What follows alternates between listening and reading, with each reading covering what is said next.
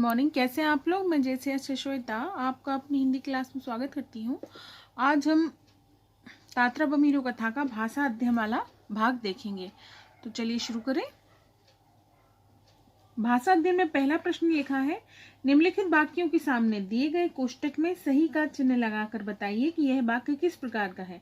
तो पहला हम इसमें मतलब ये कह रहे हैं कि जो वाक्य ये दे रहे हैं उसमें से हमें बताना है कि किस वाक्य की कौन सी श्रेणी है। तो पहला वाक्य लिखा है, निकोबारी उसे बेहद प्रेम करते थे। यह है विधानवाचक, ये वाला वाक्य विधानवाचक है। अगला है, तुमने एकाएक इतना मधुर गाना अधूरा क्यों छोड़ दिया।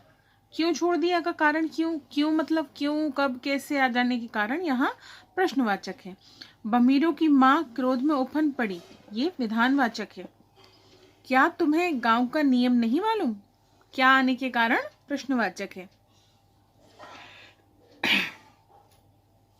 वाह कितना सुंदर नाम है, यह है विस्मयादिबोधक, वहां आने के कारण विस्मयादिबोधक है।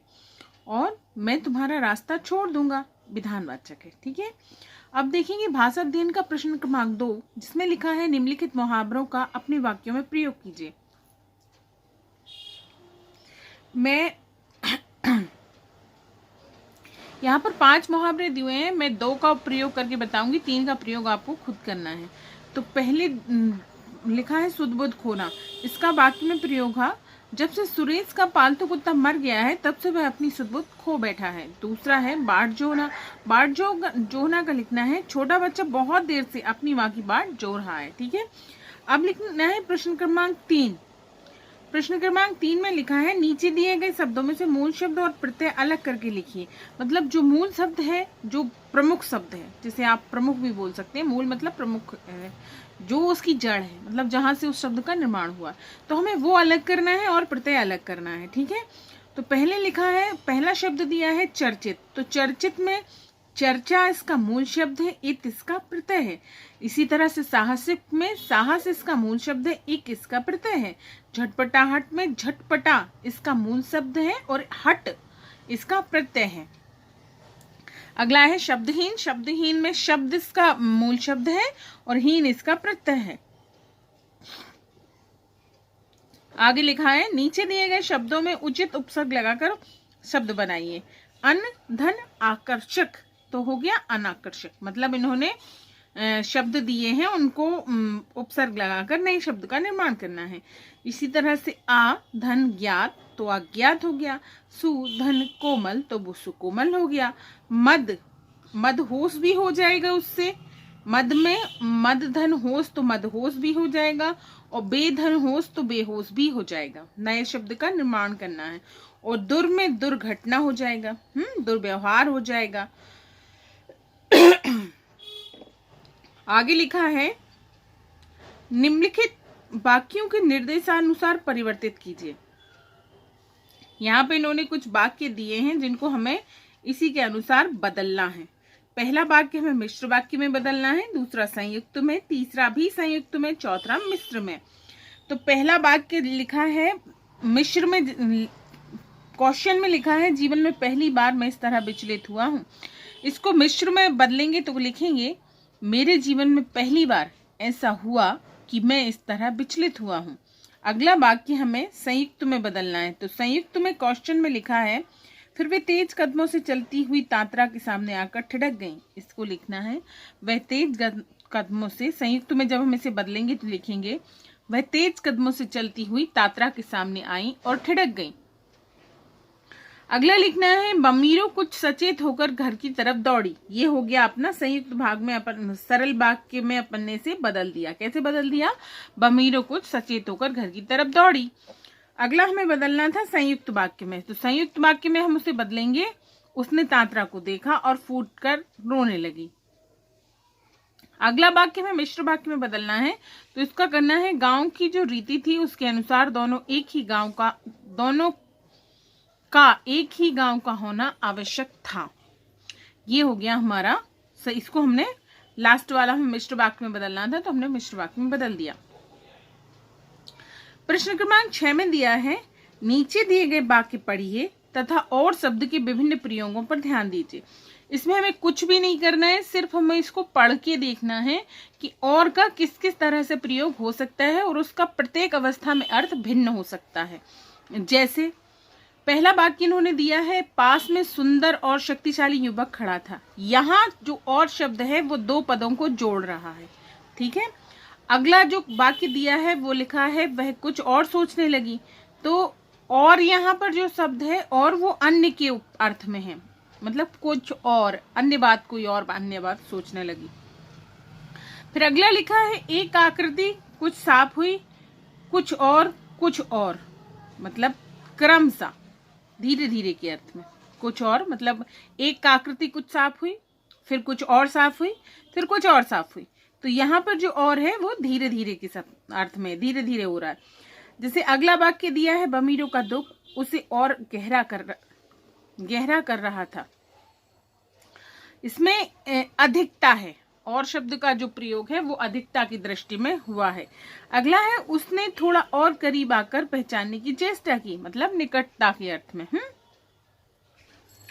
अब अगला देखना है, प्रश्न क्रमांक 7 में दिया है, नीचे दिए गए शब्दों के विलोम शब्द लिखिए।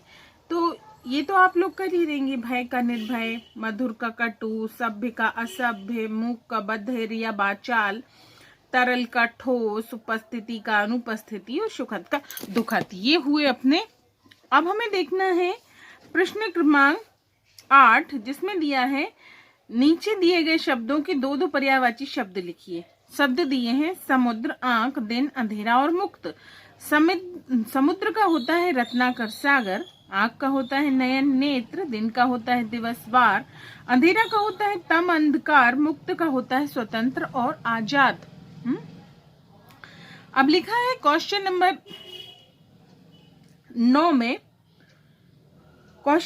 9 में दिया है, नीचे दिए गए शब्दों का वाक्यों में प्रयोग कीजिए कि कर्तव्य विमूढ़, बेहल, व्याकुल, याचक और आकंठ। तो की कर्तव्य विमूढ़ का वाक्य बनेगा, परीक्षा का परिणाम देखकर मैं की कर्तव्य विमूढ़ हो गया।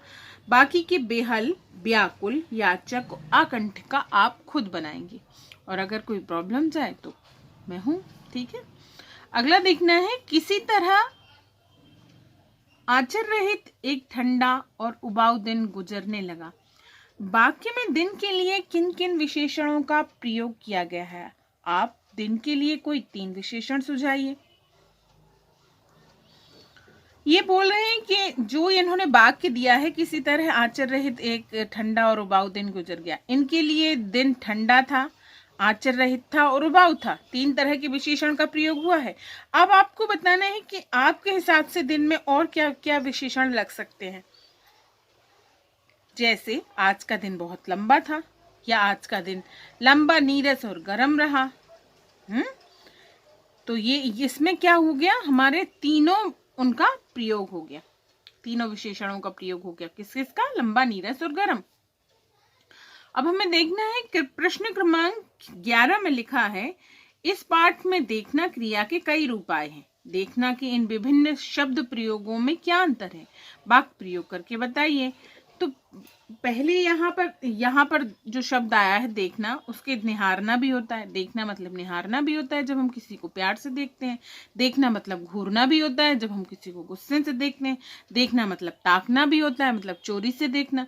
देखना मतलब नजर पड़ना, मतलब अचानक देखना। देखना मतलब आंखें केंद्रित करना, मतलब एकटक उसी को देखना। और देखना मतलब निर्निमेष ताकना, मतलब बिना पलकें झपकाए। निर्निमेष का होता है बिना पलकें झपकाए। अब इसी तरह से ये बोल रहे हैं कि आप भी बोलना शब्द के, ये शब्द दिया है बोलना, इसके बोलना शब्द के बना के बताइए, ठीक है। तो मैं आपको कुछ बता देती हूँ इनके अर्थ, बाकी आप खुद करके देखना, ठीक है। जैसे बोलना का कहना भी होता है, बोलना का बोलते जाना भी होता है, और बोलना का बोली से मारना भी होता है। अब बाकी क्या आप खुद करके देखें कि बोलना के और क्या क्या हो सकते हैं, ठीक है। और प्रयास करना कि उनका अर्थ किस तरह से भिन्न हो जाएगा। जैसे मैंने आपको बताया कि देखना का जो जितने भी यहाँ पर दिए हैं, उनको देखना का किस तरह से पृथक पृथक अवस्था में उनका अर्थ भिन्न भिन्न हो जाता है। आगे लिखा है प्रश्न क्रमांक 12 में नीचे दिए गए वाक्यों को पढ़िए। पढ़ लिया। कह रहे हैं श्याम का बड़ा भाई रमेश कल आया या बाजार गया या जो भी किया। तो ये कह रहे हैं कि इसको पढ़ के, ये संज्ञा पदबंध वाक्य हैं। पदबंध मुख्य प्रकार से 4 प्रकार के होते हैं, संज्ञा पदबंध, क्रिया विशेषण, विशेषण पदबंध और क्रिया विशेषण पदबंध। तो ये बता रहे हैं कि ये जो वाक्य दिए हैं, जैसे पहला जो वाक्य है वो संज्ञा पदबंध है, दूसरा विशेषण पदबंध है, तीसरा क्रिया विशेषण पदबंध है और चौथा क्रिया पद है। इसी तरह से क्रिया पदबंध है। इसी तरह से इन्होंने कुछ वाक्य दिए हैं जिन्हें हमें बताना है कि ये किस तरह के वाक्य है। तो पहला जो दिया है, उसकी कल्पना में वह एक अद्भुत साहसी युवक था, यह विशेषण पदबंध है। दूसरा दिया है तात्रा को मानो कुछ होश आया, ये क्रिया पदबंध है। तीसरा है वह भागा भागा वहां पहुंच जाता, यह क्रिया विशेषण पदबंध है। चौथा है तांत्रा की तलवार एक विलक्षण रहस्य थी, ये विशेषण पदबंध है। और लास्ट वाला दिया है उसकी व्याकुल आंखें बमीरों को ढूंढने में व्यस्त थी, ये संज्ञा पदबंध है। अब इसमें योग्यता विस्तार में कुछ नहीं करना है, आपको बस लोक कथाओं का अध्ययन करें, पुस्तकालय में जाके अंडमान निकोबार द्वीप समूह के बारे में जानकारी इकट्ठी करें, भौगोलिक की स्थिति के बारे में जाने, वहां की जनजातियों के बारे में जाने, और इस द्वीप समूह में जो 2004 में सुनामी आई थी उसके बारे में भी जाने कि वहां पर उससे कितना नुकसान हुआ था। परियोजना कार्य में इसमें आपको अपने जो आपके घर के बुजुर्ग लोग हैं उनके पास जाना है और उनसे अपने यहाँ की लोक कथाओं के बारे में सुनना है।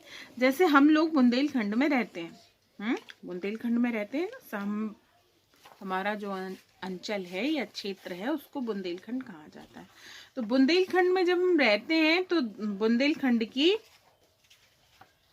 जो लोक कथाएं हैं उनका आप अपने बुजुर्गों से सुने और उनका एक बार अवलोकन करें, जाने कि कौन कौन सी लोक कथाएं हमारे यहाँ प्रचलित हैं, या आप कहीं भी रहते हैं, जिस भी अंचल में रहते हैं वहां की लोक कथाओं के बारे में जानें। Okay, bye, take care.